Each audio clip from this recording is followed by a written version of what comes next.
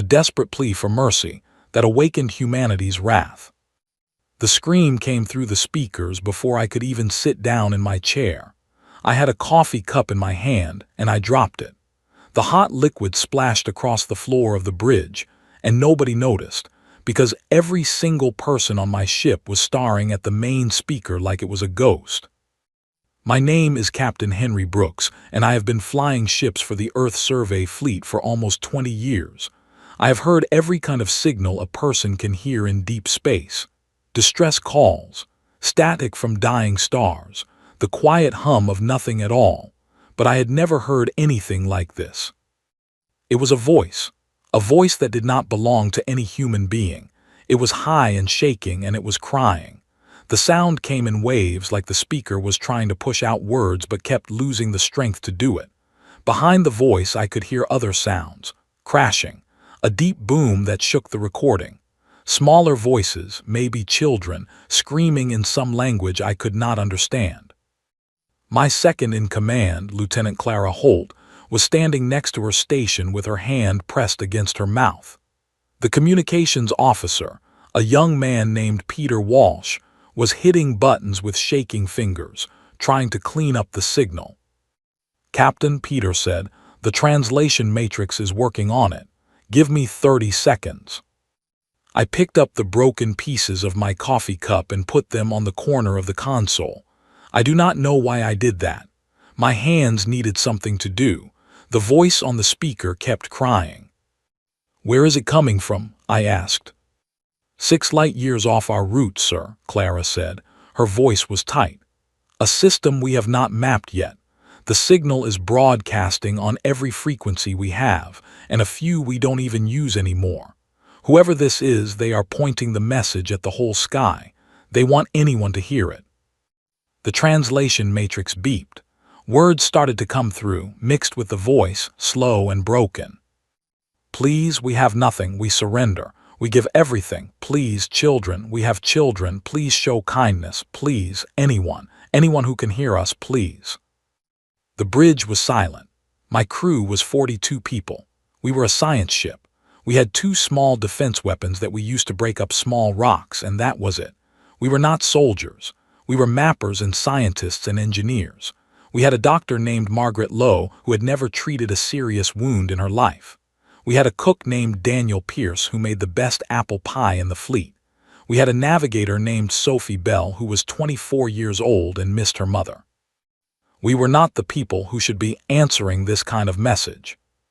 "Sir," Clara said quietly, "Earth Command rules say we cannot move toward an unknown signal. We have to report it and stay on our path. You know that." I knew that. Every captain knew that. The rules were there for a reason. We had no idea what was happening in that system. There could be ships there that would tear us apart in seconds. There could be a sickness that would kill my whole crew. The rules were there to keep ships like mine from flying into something we could not handle. But the voice kept crying. And then a new voice came through, smaller and younger, saying the same words in the same language. A child, asking for help. I looked at Clara. She looked back at me. I could see in her eyes that she already knew what I was going to say, and I could see that she agreed. "Sophie," I said, "plot a course to that system, best speed." Sophie did not say a word. She just started moving her fingers across her console. Numbers flew across her screen. "Peter," I said, "send a message to Earth Command. Tell them what we heard. Tell them where we are going. Tell them we will report when we know more." "Yes, sir," Peter said. "Clara," I said, "wake up the rest of the crew. I want everyone at their stations. I want our shields at full power. I want our 2 small weapons charged and ready, even though they will probably not help. And I want our medical bay ready for guests." "Guests, sir?" Clara asked. "Whoever sent that message," I said. "We are going to bring some of them home." Clara nodded. She moved fast. The trip to the unknown system took 6 hours at our best speed. 6 hours of sitting in my chair, listening to that signal play over and over. The voice kept crying. The child kept asking. Sometimes the signal would fade for a few minutes and we would all hold our breath, thinking it had ended. Then it would come back, weaker than before. I went to my room for 10 minutes during the trip. I sat on the edge of my bed and looked at the picture of my daughter on the small table. Her name is Lily. She is 8 years old. She has my wife's hair and my eyes. She drew a picture for me before I left of a rocket ship with a smiling face, and I had it taped to the wall above the table. I thought about Lily, and I thought about that child's voice on the speaker, and I went back to the bridge. When we dropped out of jump speed near the unknown system, the bridge went very quiet. I think we all stopped breathing at the same time. The planet ahead of us should have been beautiful. I could tell, just by looking at the shape of it and the clouds in the upper atmosphere, that this had been a green and blue world a few weeks ago. It had probably looked a lot like Earth. There were places where I could still see the shapes of oceans and the curves of what used to be coastlines. But now the planet was black, not the soft black of night, but a deep, ugly black, like something had been cooked. Long red lines burned through the surface, glowing through the smoke that covered most of the world. The atmosphere was thick with ash and dust. Whole continents looked broken, like someone had taken a hammer to them. Around the dying planet, hundreds of ships floated in the cold. Most of them were broken in half, or had holes punched through them, or were drifting with no power. They were beautiful ships, even broken. They were shaped like long flowers with curving lines and soft colors that I had never seen in any human design. Whoever built these ships had loved making them. You could see the care in every line. "Sir," Peter said, his voice almost a whisper, "the signal is coming from one of those ships, the big one near the moon." I looked at the screen. The big ship was the only one still glowing with power. It was holding together, but only just. I could see places where its hull was cracked open, and small clouds of escaping air drifted around it like fog. "Take us in slowly," I said. "Hands away from the weapons. I want our lights on bright and our hull markings showing. I want them to see exactly what we are."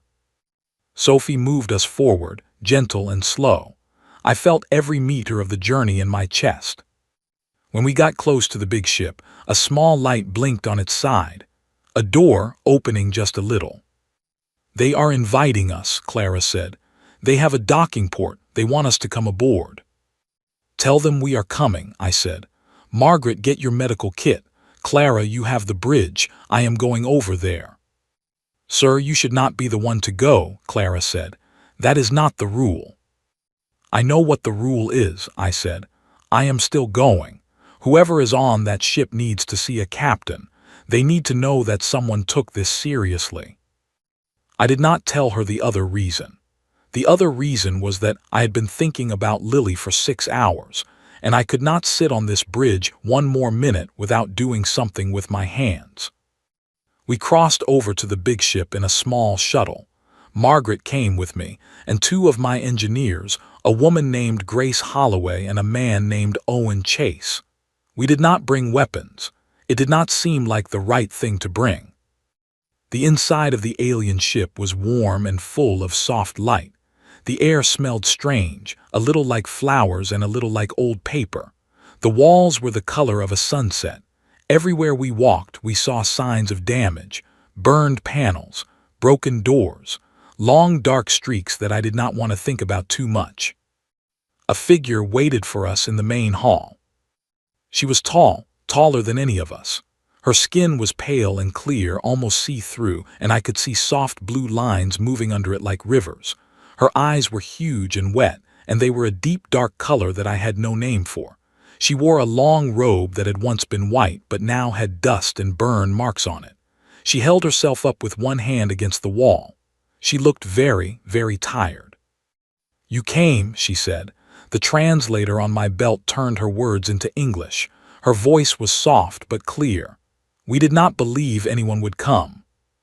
"My name is Henry Brooks," I said.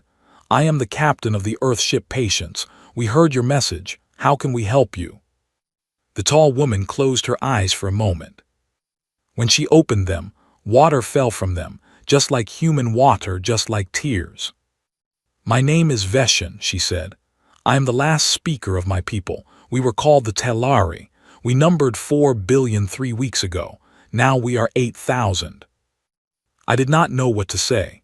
Margaret made a small sound next to me. Grace put her hand on the wall like she needed something to hold on to. "Who did this to you?" I asked. Veshan's eyes moved up to look at me. There was something in her face that I had never seen on any face before, a kind of ending. "They are called the Krevon," she said. "They have been doing this for 1,000 years. They go from system to system. They find peaceful peoples. They demand everything. We gave them everything. We gave them our ships, our cities, our food. We told them they could have it all. We only asked for the lives of our children." She took a slow breath. "They told us that asking for kindness was a sign of weakness. They told us that any people who beg deserve to end. They said the sky must be cleaned of all who plead. Then they did this." She raised her hand and pointed out the window, at the burned planet below. "How many other peoples have they done this to?" I asked. Veshan looked at me for a long time before she answered. "You are the 43rd people they have come for," she said. "Your world is next. They follow the signals of the dying. They are coming." I felt cold, all the way through me cold. "How long do we have?" I asked. "They are already moving," Veshan said. "They will be here in 3 days. They will see your ship. They will mark you, and then they will go to your home." I stood there in that warm, soft light, on a ship full of the last of a beautiful people, and I thought about Lily. I thought about her drawing of the rocket. I thought about my wife, Anna, who would be making dinner right now back in our little house in the Green Hills. I thought about every person on Earth, billions of them, who had no idea that something was coming. And then I thought about something else. I thought about the fact that the Krevon had never met us. They had never met humans. They thought we were like the others. They thought we would beg. I looked at Veshan. I looked at my crew. I looked at the burned world below us. "Veshan," I said, "I need to send a message home. I need to tell them everything. Will you let me record your words? Will you tell my people what was done to your people?" "Why?" she asked. "Will it save you?" "No," I said, "but it might save someone else, somewhere down the road. And it will make sure that my people understand what is coming. My people do not always do well when we are surprised, but when we know what we are facing, when we have time to think, when we hear the truth." I stopped. I did not have the right words. "My people are not like your people," I finally said. "I do not know if that is good or bad, but they need to hear your voice, all of it, every word." Veshan looked at me for a long time. "I will speak," she said. "Tell your people what was done, tell them everything." We started recording. I did not know it then, standing on that broken ship with that tired and brave woman, but the words she gave us in the next 2 hours would change the shape of the galaxy forever. They would wake something up on Earth that had been sleeping for a long time. They would wake up the part of us that does not beg. The recording took 2 hours and 17 minutes. Veshan spoke without stopping, except when her breath grew short and she had to rest her hand against the wall. She told us things that made Margaret leave the room twice. She told us things that made Grace sit down on the floor and just stare at her hands. She told us about the children of her people. She told us about the music they had made, the books they had written, the gardens they had grown for 10,000 years. She told us how the Krevon had laughed when her leaders begged. She told us the exact words the Krevon commander had used, and the translator did not soften them, and I made myself listen to every single one. When she was done, she sat down on a low bench and looked very small. "It is finished," she said. "Send it now before they come back." I gave the small recording disc to Owen Chase and sent him back to our shuttle with orders to fly straight to the patients and beam the message to Earth on Emergency Channel 1. Owen ran. He did not walk. I have known Owen for 6 years. I have never seen him run before. While we waited, I sat down next to Veshan on the bench. Margaret was checking the wounds of 3 Telari children who had been brought into the hall. The children were quiet. They watched her with those big dark eyes, and they did not cry, even when she cleaned a deep cut on the smallest one's arm. Telari children, I learned, only cry when they are happy. When they are scared, they go silent. The silence in that room was the worst thing I had ever heard. "How many of your people are still alive on this ship?" I asked Veshin. "On this ship 400, she said. "On 6 other ships in this system, perhaps 7,000 more. Most are wounded. Many will not live another week without proper care. Our medicines are gone. Our food is almost gone. We have been waiting and waiting, hoping someone would hear." "How long have you been broadcasting?" I asked. 11 days, she said. "We started the moment the last city fell. We did not really think it would matter. The Krevan have hunted in this part of the sky for centuries. Everyone who lives here knows their name. Everyone who lives here knows that helping the marked is the same as becoming marked yourself. We thought no one would dare." "We did not know who you were," I said. "We did not know about the Krevan. We came because someone was crying." Veshin turned her head to look at me. Her dark eyes searched my face. "You came because of crying," she said slowly, like she was testing the words. "You did not know us. You did not know if we were dangerous. You did not know if we would harm you. You came anyway." "Yes," I said. "And you say your people will be the same when they hear my words." I thought about that for a long moment. I thought about my wife and my daughter. I thought about the people I had grown up with, the ones who shoveled snow off their neighbors' driveways, the ones who raised money for children they had never met, the ones who pulled strangers out of burning cars. But I also thought about the other side of my people, the harder side, the side that did not forget, the side that, when pushed past a certain point, became something altogether different. "I think so," I said. "I think they will care. I also think they will be very, very angry." Veshin nodded slowly. She did not ask me what that meant. I think she could tell I did not entirely know myself. A bell rang somewhere on the ship. Veshin looked up sharply, and so did the other Telari in the hall. The pale light in the walls flickered, then steadied. "What was that?" I asked. "A ship just dropped out of fast travel near the edge of the system," Veshin said. Her voice was suddenly thin. "Only one. A scout, perhaps. The Krevan always send scouts before the main fleet." I stood up so fast that my knee popped. I tapped my wrist communicator. "Clara," I said, "tell me you are seeing what they are seeing." "Yes, sir," Clara said. "One ship, small, fast. Krevan design, matches the records Veshin gave us. It is moving toward us slowly. It has not opened any weapon ports yet." "How long until it gets to us?" 20 minutes, maybe a little less. "Get Owen back from the patients the moment he sends that message. I want everyone back on our ship. I want the docking clamps released and the engines warm." "Sir," Clara said, "what about the Telari? We cannot leave them here." I looked at Veshin. Veshin looked at the wounded children Margaret was still cleaning up. "How many of your people on the ship can move?" I asked. "All of them if they must," Veshin said. "But we have nowhere to go. The patients cannot hold 400 people, much less 7,000. "It can hold 400 for a few days if we use every space we have," I said. "We will figure out the rest later. Veshin, tell your people on the other 6 ships to power down. Tell them to play dead. Tell them to do nothing that will make the scout look at them. We will come back for them." "They will not believe you," she said softly. "Tell them anyway," I said. Veshin rose to her feet.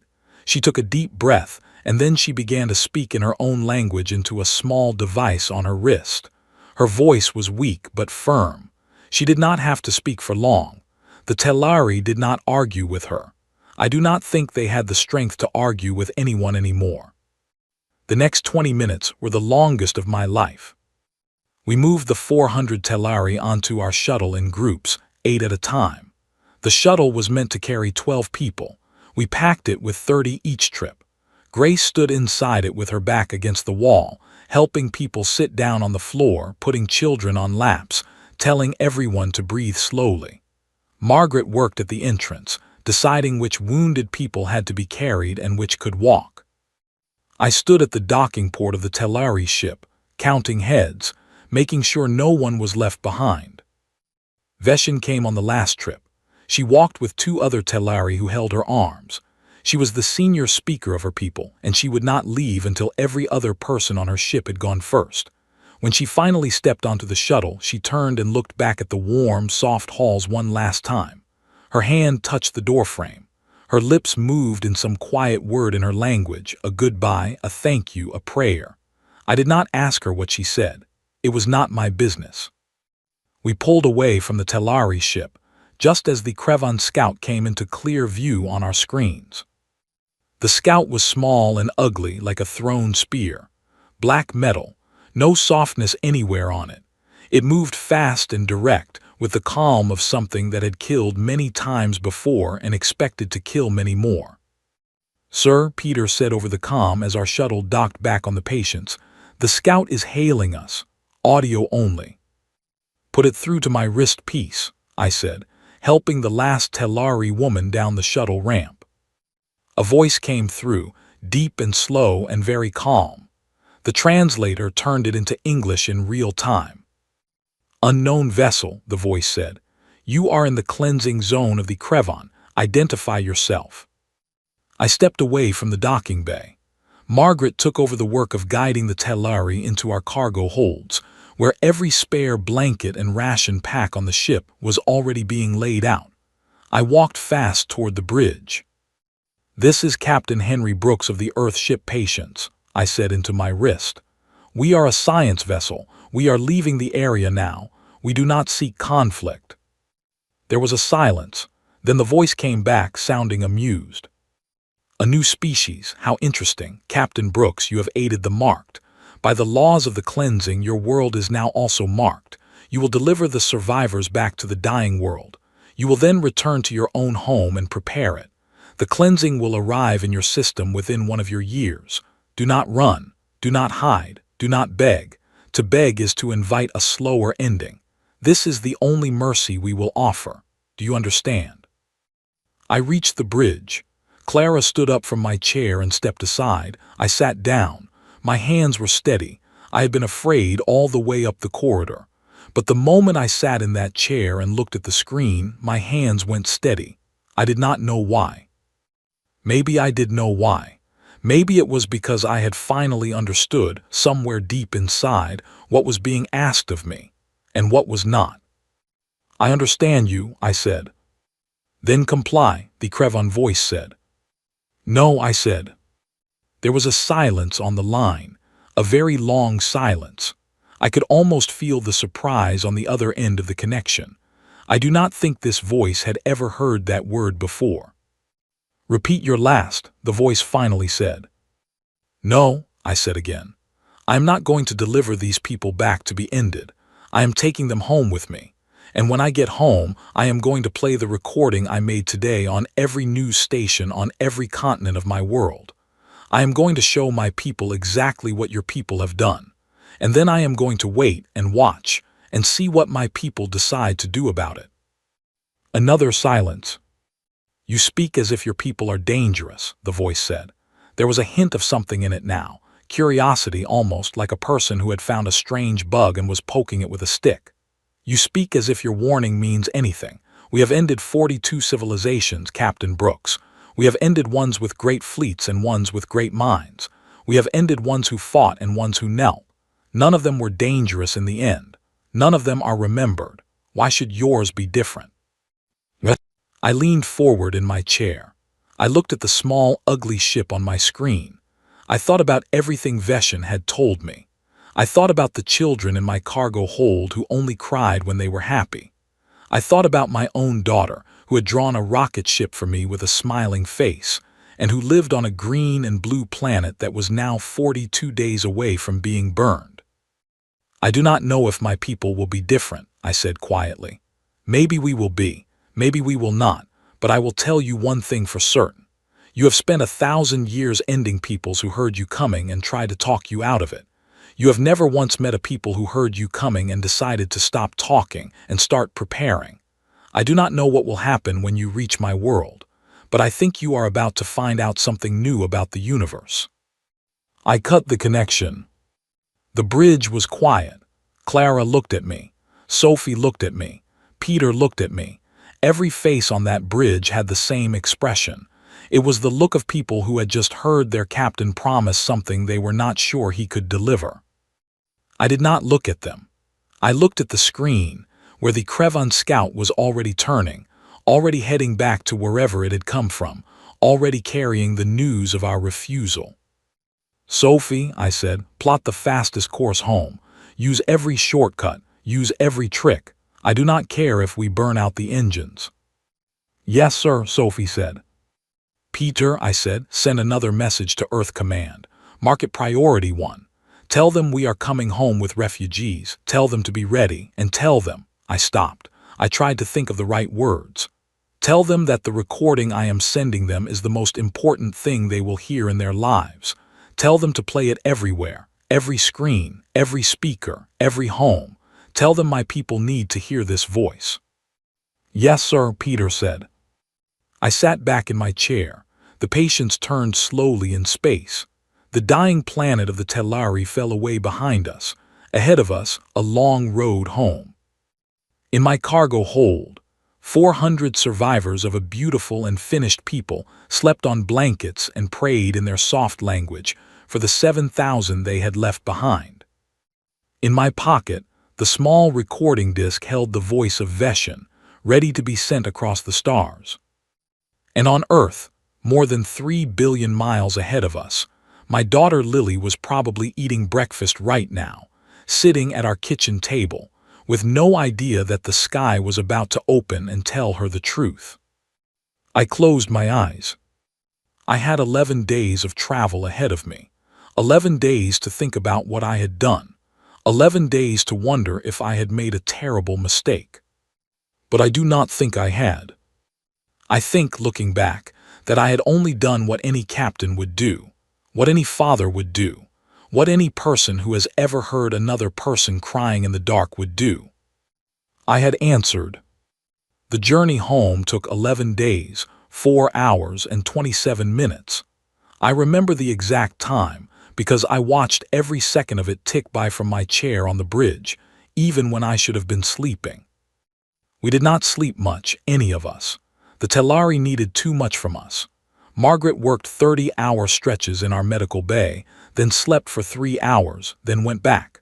Daniel, our cook, gave up the kitchen entirely and started teaching Telari adults how to use our food machines, because there were too many mouths for him to feed alone.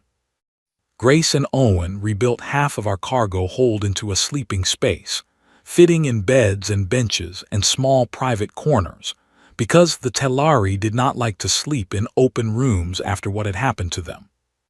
I spent most of my time on the bridge, but I went down to the cargo hold every night. I would walk slowly through the new beds, and I would say hello to anyone who was awake. Most of them did not speak our language, and the translators were tied up doing more important work. But a smile was the same in every language. A nod was the same. A hand on a shoulder was the same. On the 5th night, I found Veshin sitting alone in a small corner that someone had built for her out of crates and a soft blue cloth. She had a small light next to her, and she was reading from a thin metal book. She looked up when I came near. "Captain," she said. "Veshin," I said, "I do not want to bother you, just checking in." "Sit," she said. I sat down on a crate across from her. "How is your ship?" she asked. "How are your people holding up?" "Tired," I said, "worried, trying to understand what we are flying into." "And you, Captain?" I rubbed my face with both hands. I had not shaved in 5 days. There was gray in my beard that I had not noticed before. "I keep wondering if I should have done something different," I said. "If I should have just delivered the message and left. If I should not have brought you all aboard. If I should not have spoken to that scout the way I did." "You are wondering if you have caused what is coming," Veshin said. I nodded. "Captain," she said gently, "the Krevan were already coming for your world. They cleanse all peoples in this part of the sky who reach a certain level of star travel. Your world was already on their list. They were going to find you within 20 of your years no matter what you did. The only thing you have changed is that your people will know it is coming, and they will know why. I looked at her. You did not tell me that before, I said. I did not want you to feel that you had to come, she said. It was important to me that you came because you wanted to come, not because you felt you owed us anything. That is a very kind thing to do for a stranger, I said. You did a kinder thing for me, she said. You came when no one else came. We sat in silence for a while. The hum of the engines was soft around us. Somewhere far away, a child laughed in the Teleri tongue. It was the first time I had heard a Teleri laugh. What do you think your people will do when they hear my words? Veshin asked. I had thought about this question every hour of every day since we had left the dying system. I had not yet found an answer that I trusted. I do not know, I said honestly. We are a confusing people. We argue about everything.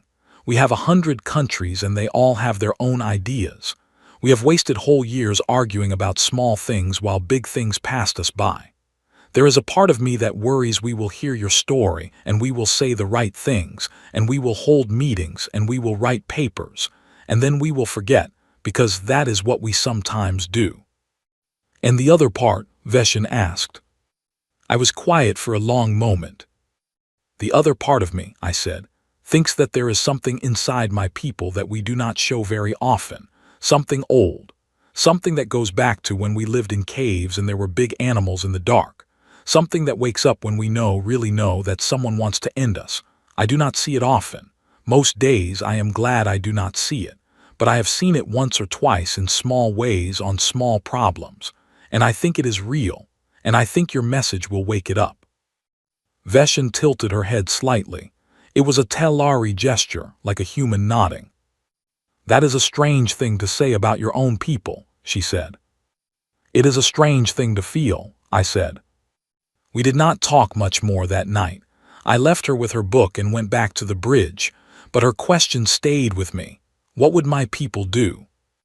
On the 7th day, I got my first answer. A message came through from Earth Command. It was a long one. The first part was official. The patients was given a clear flight path home with priority over all other traffic. We were to dock at the Pacific Orbital Station, where medical teams and diplomatic teams would be waiting. The Teleri would be cared for. We were not to worry about that. The second part of the message was less official. It was a personal note from Admiral Margaret Hill, the commander of the Earth Fleet. I had met her twice in my career, both times briefly. She was a tall woman with silver hair and eyes that did not blink very often. The note read like this: Captain Brooks, your recording arrived 2 days ago. We have analyzed it. We have analyzed your report. We have analyzed every word from the Krevan Scout that you transmitted to us. We have shared all of it with the world governments. The world governments have shared all of it with their people. As of this morning, every human being on Earth and in the colonies has heard the voice of Veshin and the voice of the Krevan commander. Every one. Since that broadcast, we have received more than 3 billion direct messages from the public. They are still coming in. I want you to know what they are saying. They are saying one word mostly, over and over, from every country, from every age, from every faith. The word is no, we are not going to be the 43rd. Stay safe, Captain. Bring our guests home. Then come find me. We have work to do. Hill. I read the note 3 times. Then I put it down on my console, and I sat for a long time without speaking. Clara was watching me. I could tell, even though I was not looking at her. What does it say, sir? She asked quietly. I did not trust my voice yet. I gestured for her to read it herself. She came over and read it, and she let out a long, slow breath when she was done. They heard, she said. The whole world heard. They heard, I said. What do you think they are doing right now? She asked. I shook my head. I do not know, I said, but I think we are going to find out very soon. We did find out. The patients came home on the morning of the 11th day. We had been worried that home would feel different after what we had seen. We had not understood how different. The first thing I noticed as we approached Earth was the lights. Earth at night from space has always been a beautiful thing. Cities glowing on the dark side of the planet. Tiny golden patterns where humans had built their homes and roads. I had seen Earth from space many times over my career, and I always felt a small ache in my chest when I came home. But this time the lights were different. There were too many of them. "Sophie," I said, "what am I looking at?" Sophie pulled the picture closer on the main screen. She blew it up and we saw what was happening. There were lights everywhere, in places where there should not have been lights, out in the oceans, up in the high mountains, in the deep deserts. Hundreds of lights, thousands of lights where there had been only darkness before. "Construction," Clara said quietly. "Sir, those are construction lights. They are building, day and night, all over the planet." We dropped into the atmosphere.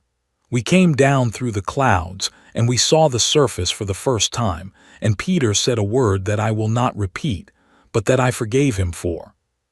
The world was awake. Every shipyard on Earth, every factory, every great workshop was running. Smoke and steam rose from places that had been quiet for years. New ships were being built in great open frames, dozens at a time, in places where one ship had been built every 6 months before. Old factories that had made cars and washing machines were turning out parts for warships. New factories were going up in fields, with workers swarming over them like bees building a hive. And it was not just the factories, it was everything. We landed at the Pacific Station. Admiral Hill met me on the docking ramp with 2 doctors and a team of diplomats behind her. She was older than I remembered. The silver in her hair had gone almost white, but her eyes were not tired. Her eyes were burning. "Captain Brooks," she said. "Admiral," I said. "Your guests." "In the cargo hold," I said. "Veshin, the senior speaker, is with them. They are weak but alive. There are 7,000 more of them in the system we left. They are hidden, playing dead, waiting." "We will go back for them," Hill said simply, "within the month." I blinked. "Within the month, Admiral." "You will see," she said. She walked me through the station. She told me what had happened in the 11 days I had been gone. The recording had played first on emergency broadcast in every country, on every screen at the same hour. Then it had been replayed every hour on every channel for 2 days. Then the people had not needed it replayed anymore because they had memorized it. Children memorized it. Grandparents memorized it.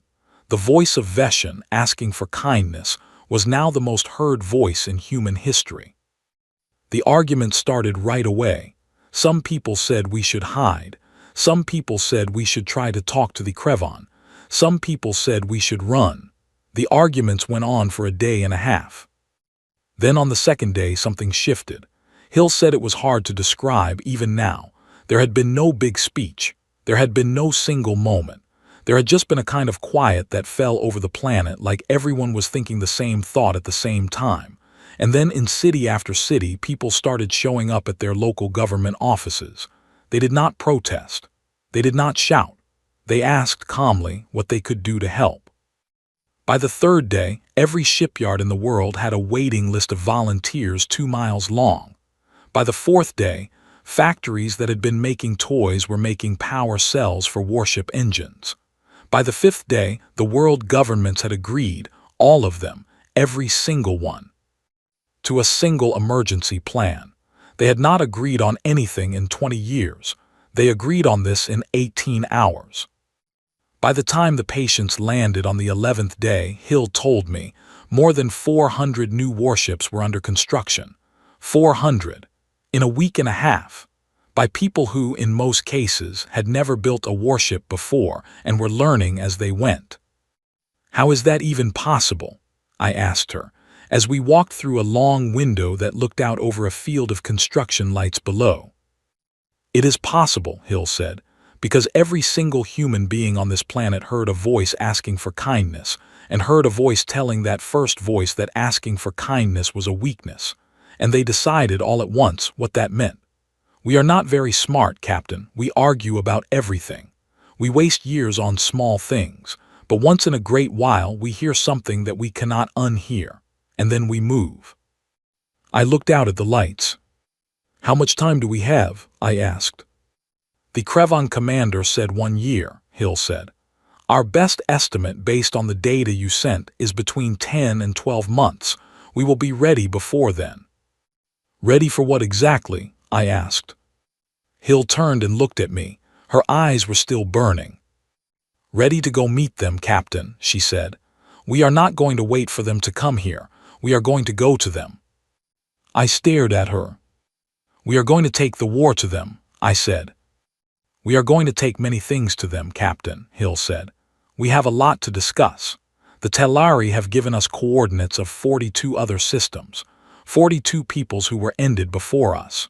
We have decided as a species that we owe each of those 42 peoples a visit, even if there is nothing left to save. We are going to visit each one, and we are going to leave a marker, and we are going to remember." She paused. "And then we are going to find the Krevon," she said. "All of them. Not just the ships that are coming for us. All of them. Their fleets, their bases, their home worlds. We are going to find them, and we are going to make them understand a word that they have never had to learn before." "What word, Admiral?" I asked, although I already knew. Hill looked back out at the lights. "Stop," she said. I stood next to her in silence. Below us, in the bright field of work, 10,000 small figures moved between the rising bones of new ships, and the sound of hammers and welding torches rose up through the glass like a kind of song.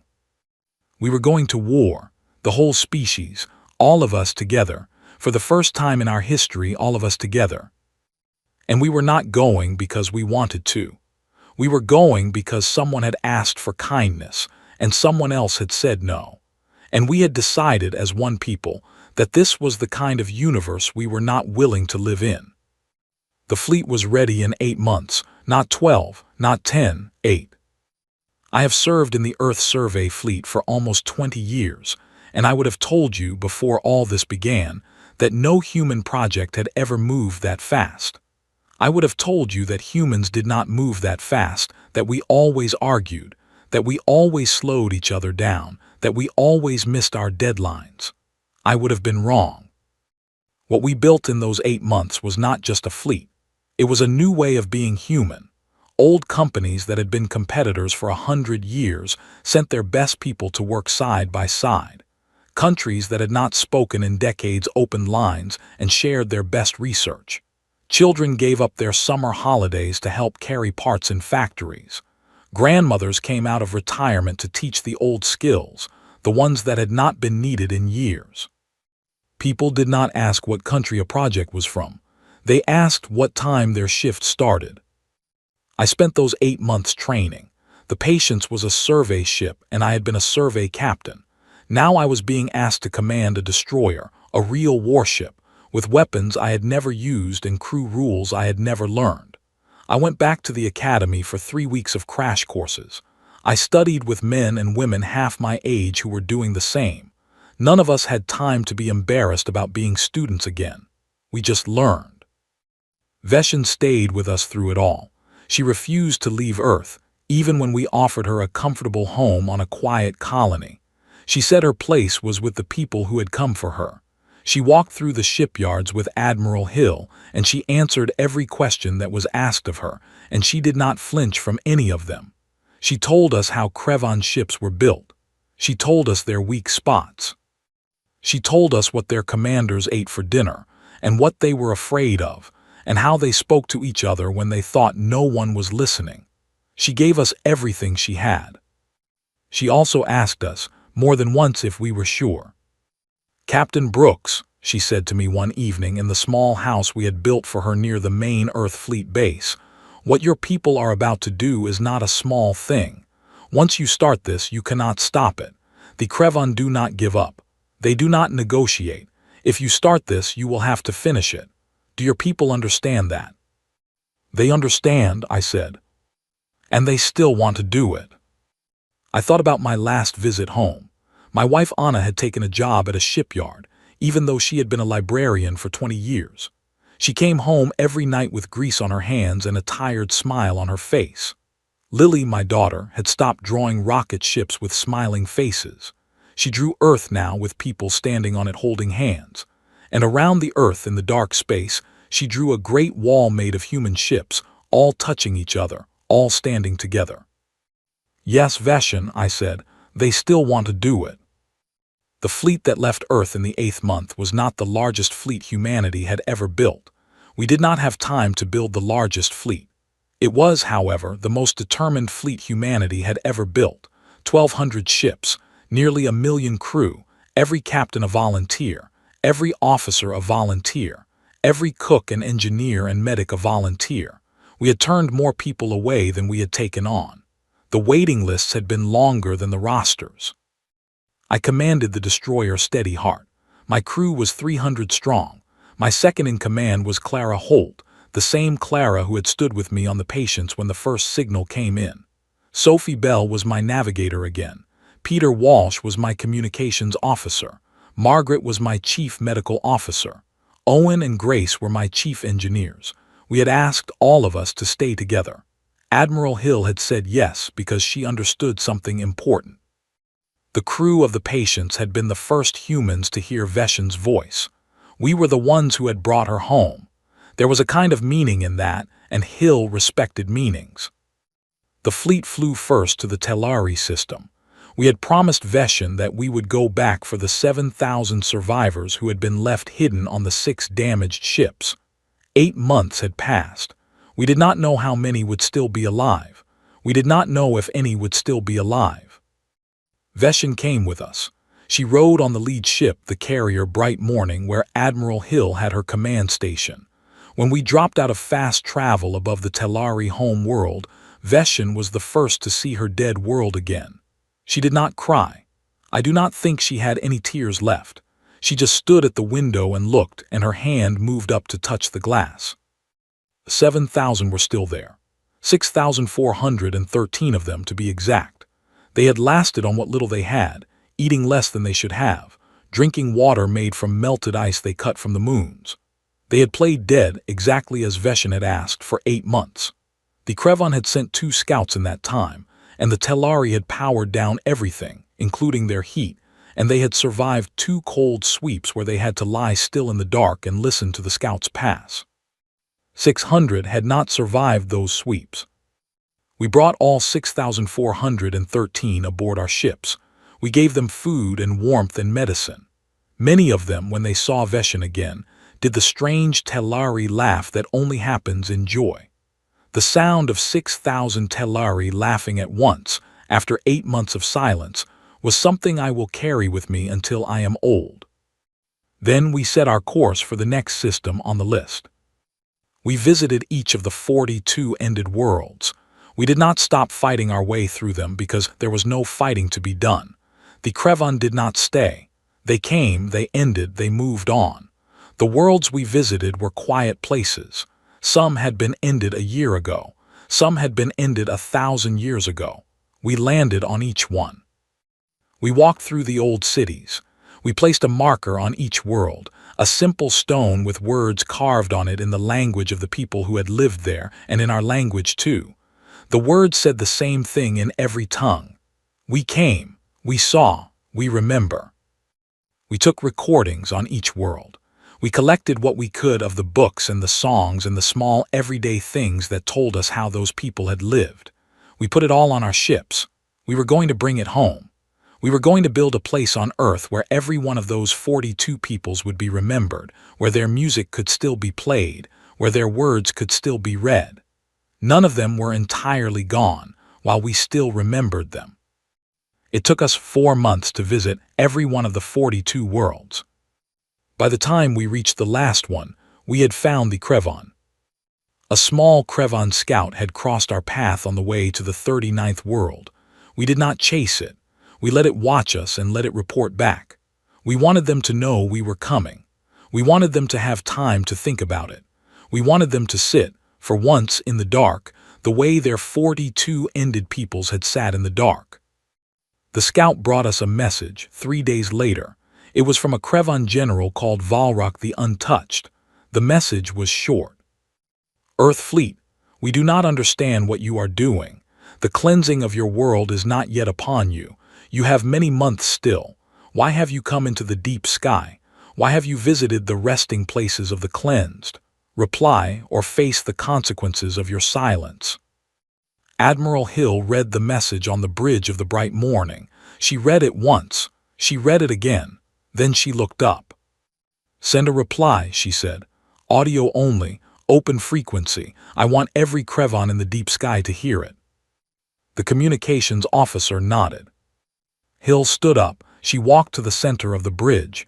She did not raise her voice. She did not need to. Valrock of the Krevon, she said. This is Admiral Margaret Hill, commander of the Earth Fleet. We have heard your message. Our reply is this. We are not coming because of fear. We are not coming because of anger. We are not coming to beg or to bargain or to plead. We are coming because we have decided that the universe you have built, where peoples are ended for asking for kindness, is not a universe we are willing to share. We do not seek your world. We do not seek your wealth. We seek your stop. You will stop. Today or tomorrow or in a year or in 10 years you will stop. We will find you and we will speak with you and you will agree to stop. If you do not agree, we will keep speaking. We will not run out of words. We will not run out of patience. We have 8 billion of us. We have learned in the last year how to make 100 ships in a month. We can keep making them for 1,000 years if that is what is needed. You have a choice now that you have not given to anyone else. You can stop on your own, or we will help you stop. Choose. End reply. The message went out. It went to every Krevon listening post, every base, every fleet, every world. It was repeated in every Krevon dialect we had been able to learn from Veshan and the other survivors we had picked up. It was repeated for 3 days on every frequency without stopping. The first Krevon reply came from a small fleet of 40 ships that came toward us at speed. We met them in open space. We did not destroy them. We disabled them ship by ship, weapon system by weapon system, with new tools that our engineers had built in the 8 months back on Earth. We took them apart like a clock. When their ships were quiet, we boarded them and we took the Krevon crews into our holds. We did not harm them. We fed them. We treated their wounded. And we played on a loop in their own language the message we had sent. We let them listen. We let them think. The second Krevon reply came from a larger fleet, 200 ships, led by Valrock himself. They came at us in the empty space between 2 dead stars. They expected to crush us. They had crushed all the others. The encounter lasted 6 hours. When it was done, our fleet had lost 47 ships. The Krevon fleet had lost all but 8. We disabled those 8 and took their crews aboard. Valrock himself was on one of those 8 ships. He was brought before Admiral Hill in the main bay of the bright morning, in front of cameras that were broadcasting back to Earth, where Hill had been told every screen on the planet was showing the moment live. Valrock was a tall thing, much taller than a human, with hard plates over his body and 4 arms that ended in clever hands. His face had no soft parts. His eyes were small and bright. "You expected to win," Hill said to him. "I expected to end you," Valrock said.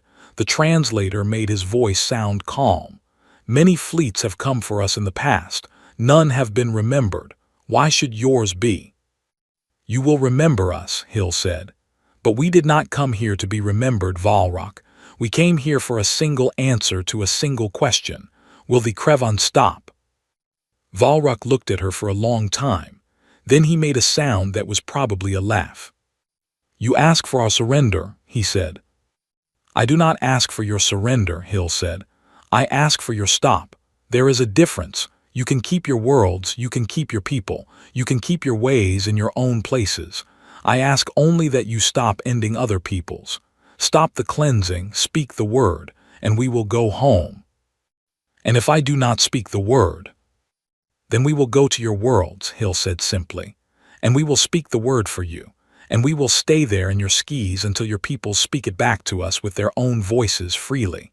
We will not harm your worlds, Valrock. We will not end you, but we will not leave you alone either, not while you are still hunting.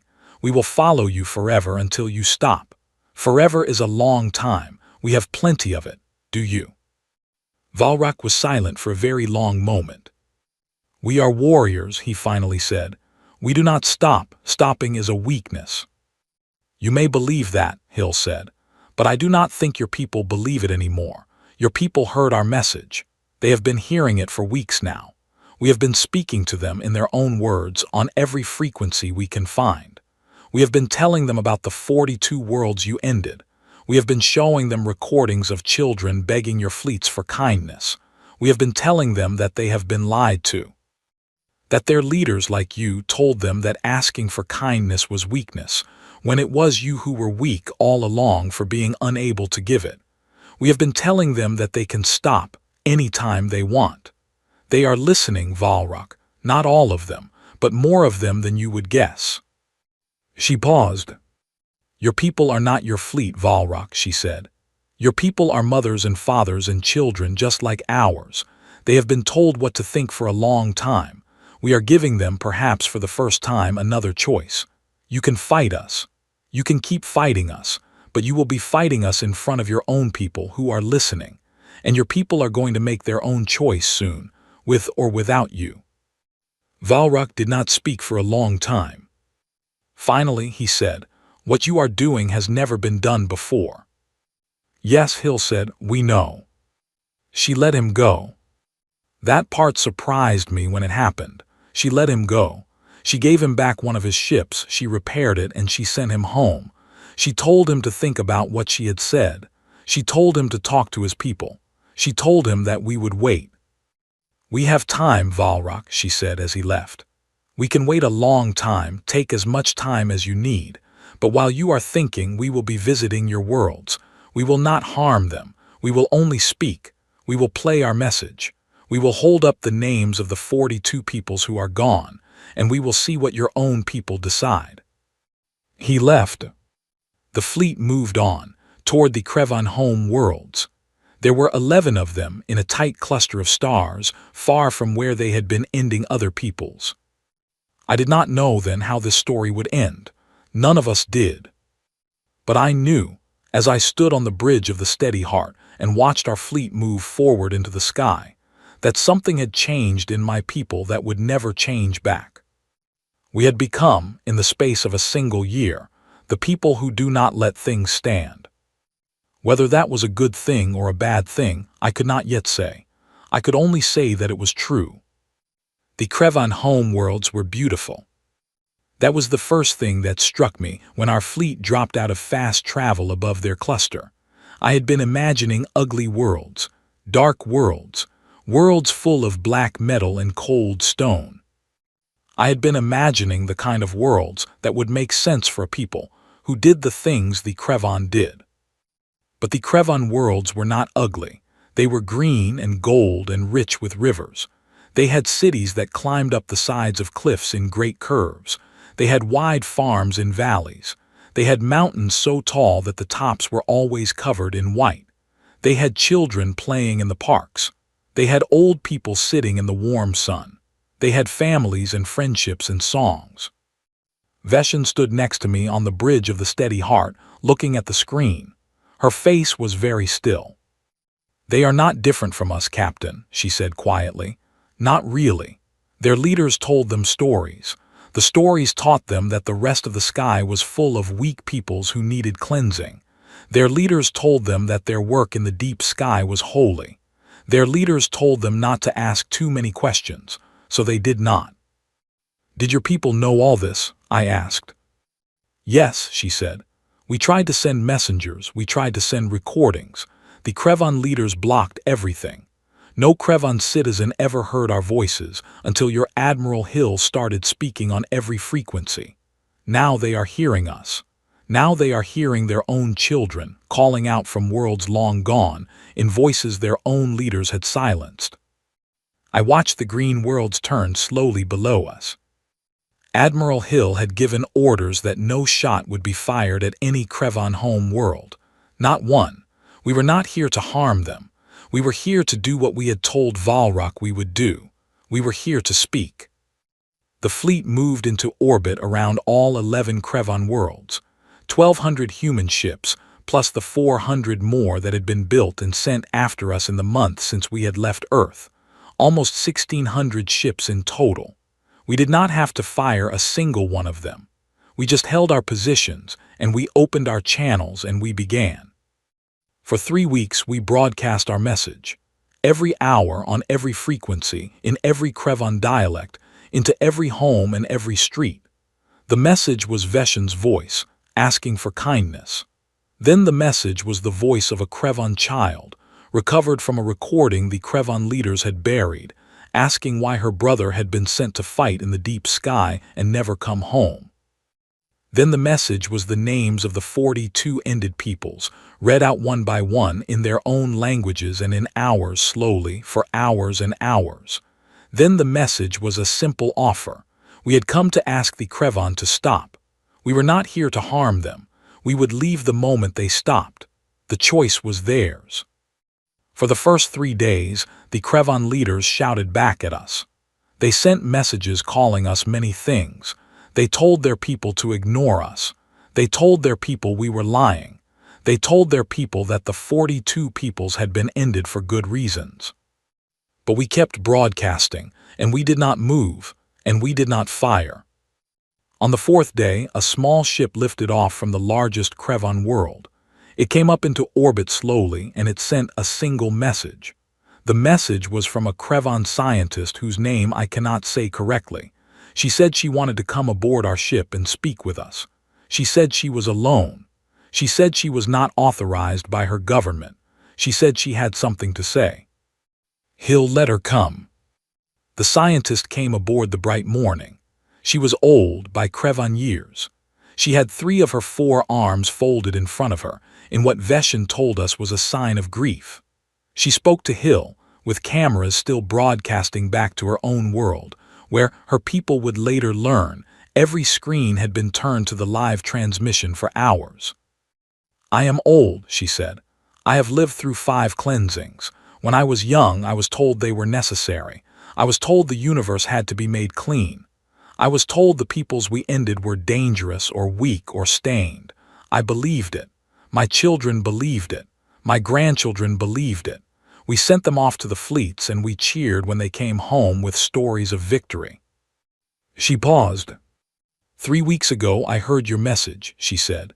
I heard the voice of the Telari woman. I heard her ask for kindness for her children. I heard our own commander in the recording from the dying world telling her that asking for kindness was weakness. I heard him laugh. She closed her eyes. My granddaughter was on that ship, she said. She was 17 years old. She came home a week after that recording was made. She told us stories of victory. She did not tell us that she had laughed at a mother begging for her children. She did not tell us that she had ended children with her own hands. She did not tell us because she had been told all her life that this was holy work, and she had no words for what she had really done. She opened her eyes. 2 days ago my granddaughter listened to your broadcasts with me, she said. She listened to the names of the 42 peoples being read out. She listened for 9 hours.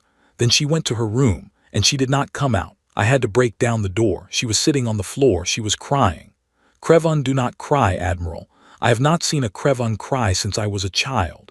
We were taught that crying was weakness. But my granddaughter was crying, and she said to me, Grandmother, what have I done? What have we done? What have we been doing for 1,000 years? The scientist looked up at Hill. I have come to tell you, she said, that there are many of us, many. We have been silent for a long time. We did not have words. We did not have permission. We did not even have the truth. Now we have it, and we are going to do something with it. What are you going to do? Hill asked. We are going to remove our leaders, the scientist said simply. Quietly if they will allow it, loudly if they will not. We are going to call a council of all 11 worlds. We are going to write a new law. The law will say that the cleansing is over. The law will say that anyone who orders another cleansing is a criminal. The law will say that the Krevan have a great debt to pay to 42 peoples, and that we will spend the next 1,000 years paying it. She paused. We are also going to ask, she said, If your Admiral Hill and the Telari speaker Veshin will help us. We do not know how to apologize for what we have done. We do not even have the words for it.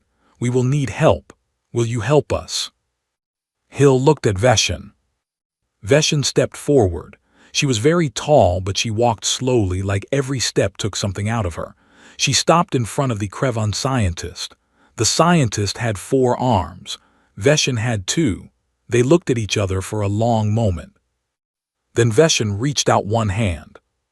The Krevan scientist looked at the hand. She had probably never been touched by a non-Krevan before. She slowly reached out one of her own 4 arms. She placed her clever hand into Veshin's.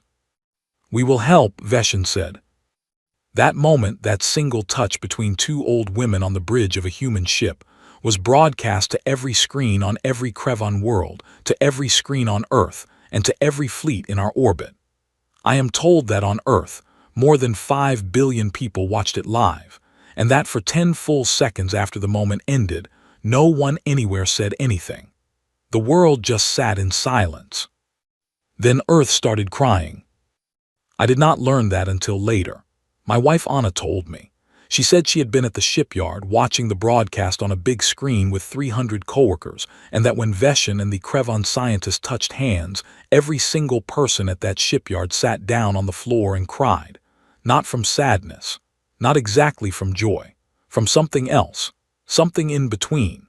The kind of crying you do when you have held your breath for a year and you are finally allowed to breathe again. The next 4 months were the strangest months of my life. The Krevan did what their old scientist had said they would do. Their leaders fought it at first. There were ugly weeks where some of those leaders tried to use force on their own people. We did not get involved. We just held our positions and we kept broadcasting. The Krevan themselves dealt with their leaders. They were a strong people, and once they had their truth, they did not need our help to clean their own house. A new Krevan council was formed. It included the old scientist, whose name turned out to be Mavoth. It included Valrok, who came back to us with a different look in his small, bright eyes, and who asked, quietly, if he could be useful. It included a young Krevan woman who had been arrested for trying to send messages out of the cluster years before, when she had first started asking too many questions. The new council wrote a law. The law was simple. The cleansing was over. The Krevan would never end another people. The Krevan would spend the next 1,000 years rebuilding what they could on the 42 worlds they had ended, where life could still be planted. The Krevan would welcome any survivors like the Telari into their cluster as honored guests for as long as they wished to stay. The Krevan would write the names of the ended in their own monuments, in their own cities, in their own children's school books, so that no Krevan child would grow up not knowing what had been done. The law was passed by the new council, and then sent to all 11 Krevan worlds for the people to vote on. It passed on every world. Not a single world voted against it. The Krevan themselves, when given the truth, chose differently than their leaders had chosen for them. I do not think they will forgive their old leaders ever, but they did the work. They did it themselves. Our fleet stayed in orbit until the law was passed. Then we began to leave, not all at once. Some ships stayed, with crews of teachers and doctors and farmers to help with the work of rebuilding. Most of the warships went home.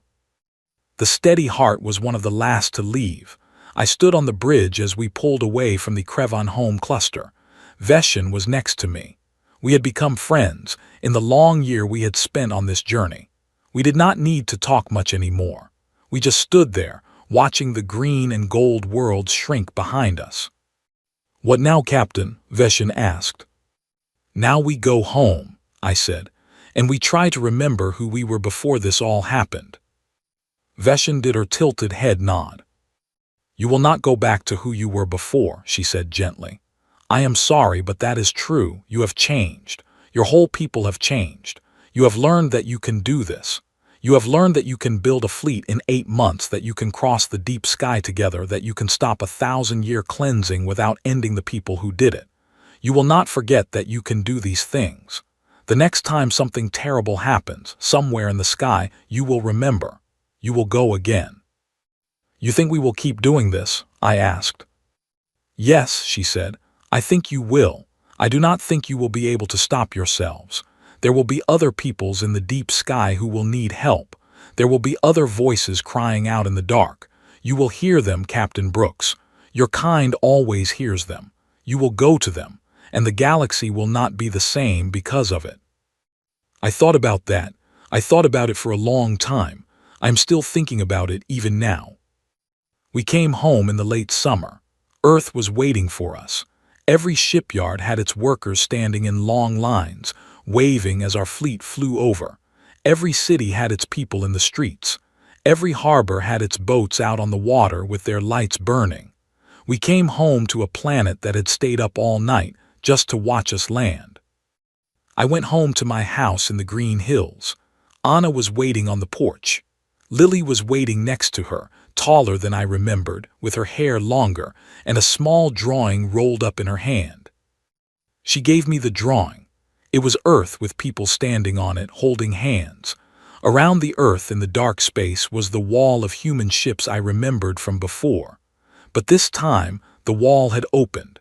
And out of the opening, my daughter had drawn a long line of human ships flying outward into the stars.